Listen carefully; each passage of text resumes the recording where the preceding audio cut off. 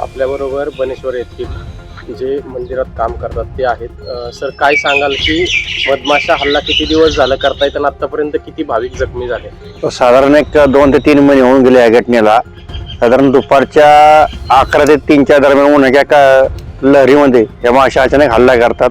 100 ते 150 भाविक पर्यटक सगळे जखमी झालेले आहेत आणि भाविकांची संख्या आता सध्या परिस्थितीत कमी झालेली आहे. मधमाशांची भीती लोकांनी भरपूर घेतलेली आहे. याच्या आधी कुठल्या प्रशासनाने किंवा वन विभागाने याच्याकडे लक्ष दिलेले आहे का?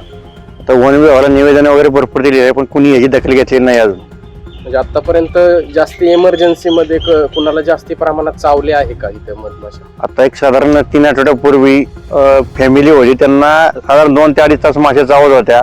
त्यांना इथून शासकीय हॉस्पिटल नेण्यात आलं पुण्याला.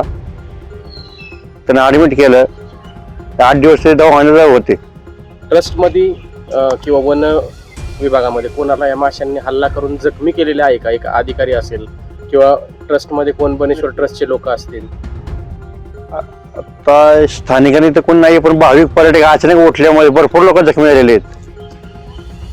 आणि याच्यामध्ये सांगण्यात येतं की या ठिकाणी पण जे पोळा आहे ते ह्या आधी पण काढण्याचा प्रयत्न केला होता. याच्याबद्दल काय सांगा? ते पूर्णपणे यशस्वी झालेला नाहीये. पोळा काढण्याचा प्रयत्न झाला, पण तो पूर्णपणे यशस्वी झालेला नाहीये.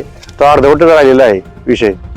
आता शेवटची तुमची मागणी काय असेल एक स्थानिक म्हणून? स्थानिक म्हणून शेवटची मागणी अशी आहे की ह्याचा फॉरेस्ट वन विभागाने त्वरित बंदोबस्त करावा आणि भाविक भक्तांना दिलासा द्यावा.